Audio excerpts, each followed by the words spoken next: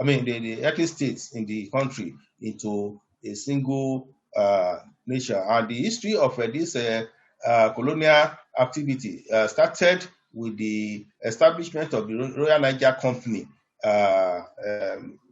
by Sir Thomas Godley as far back as 1885. So in 1900, the company's territory came under the control of the British British government, which moved to to consolidate this over the area of modern Nigeria, what we have as Nigeria today. So in on 1st January 1901, Nigeria became a British protectorate. And so in 1914, then Nigeria was formally united as the colony and the protectorate of Nigeria. So we have this long history between the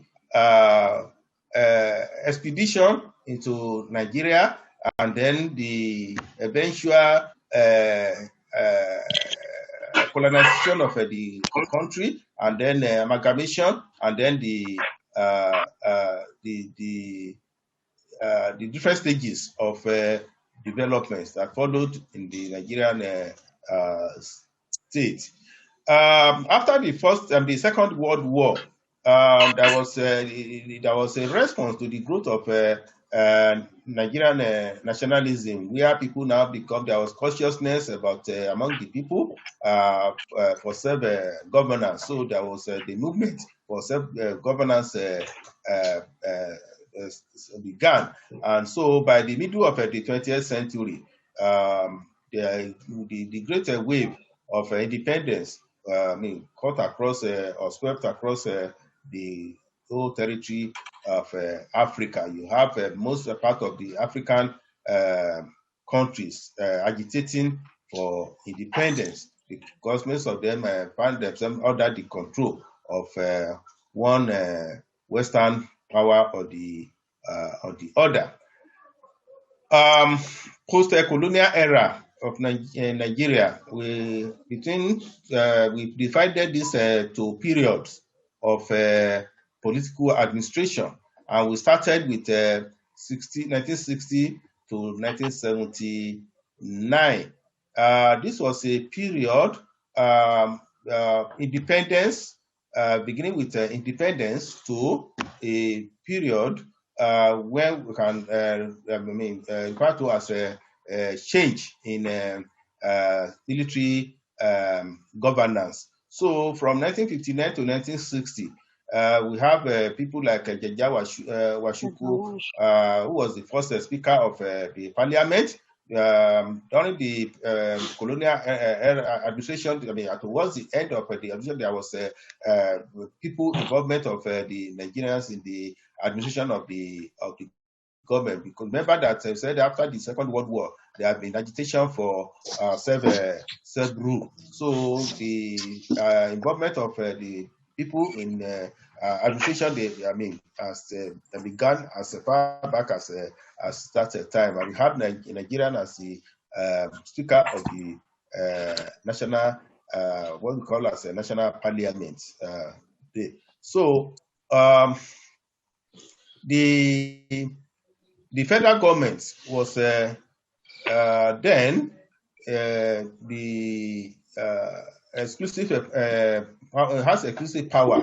In the 60s, between 1960 and 1966, there was civilian rule, which was the first civilian rule, where Tafawa Balewa was the premier, and Zik was the president.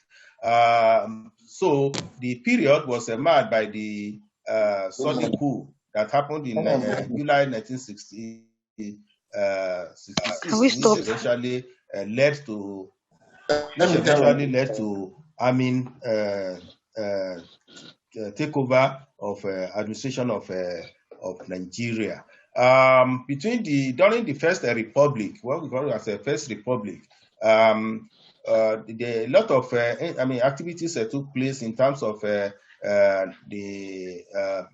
political administration, where you have different political parties occupying gaining ground in the different parts of the country. The NCNC in the that is the National Convention of Nigerian Citizens was based in the eastern part.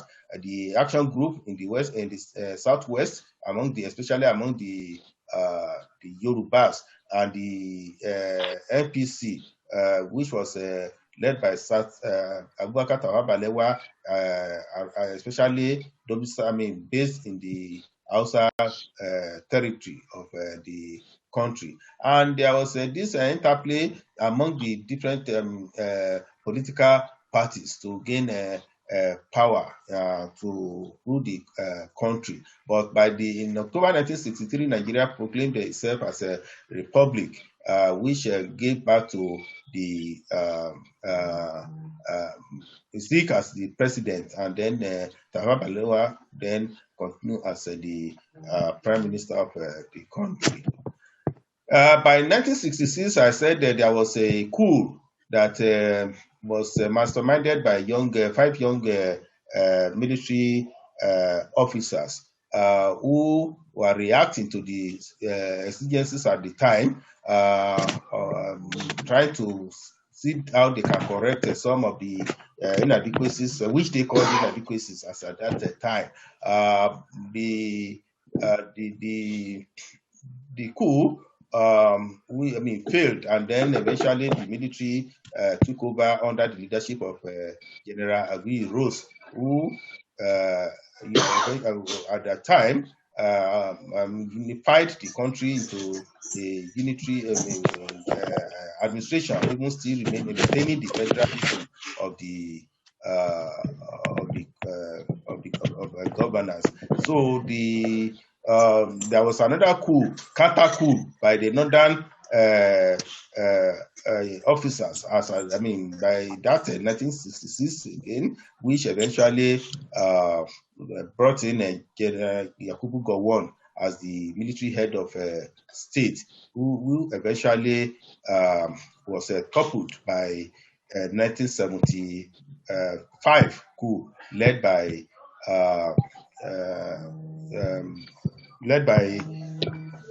General Murtala Mohammed, who was assassinated in February 1975, and which brought in General Olusegun Obasanjo as a military head of state in that February in 1975, who eventually ruled the country till 1979, October 1st, when he handed over to the Second Republic administration in October 1.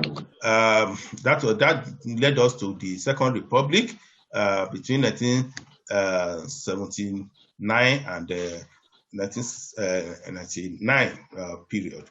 The Second Republic began in 1979 with handing over to Alhaji Shehu Shagari, who was the National Party of Nigeria.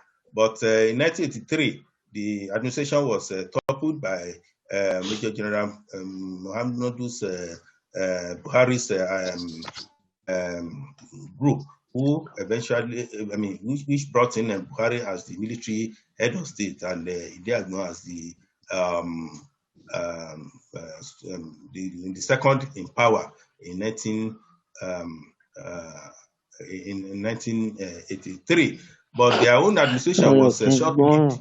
Short-lived and toppled in 1985 by another military coup, which brought in General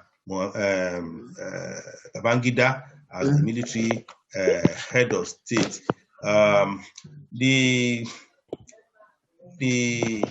Between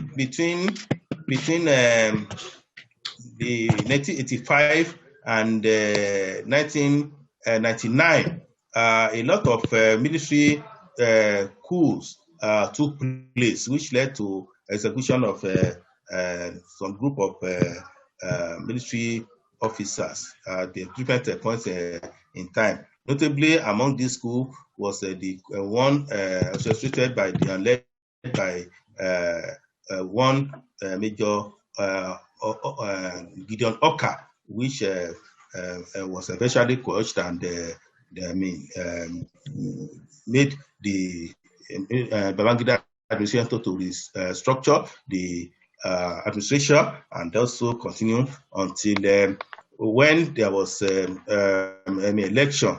During the period of Babangida's administration, he tried to accommodate civilian into the administration, and then you have what we have militocracy.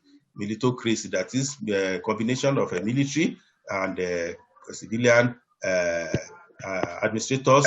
In a single government, you have the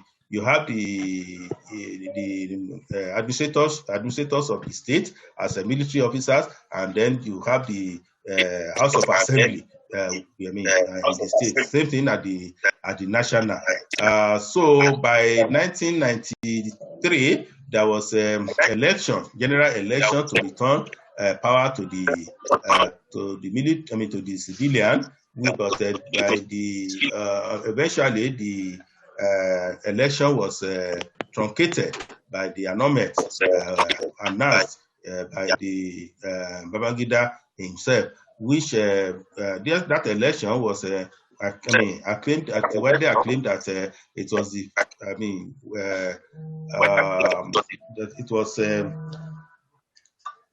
it was a fair and then free election, which most people felt that it was won by MKO Abiola, but we never got to the seat. So on June 23, Babangida needed to get out of the power to a change of a party, but because the election was annulled, there was no already set of instruction to hand over the power. So that took us to the transition government, which brought in Chief Ernest Shonekan, who was a minister under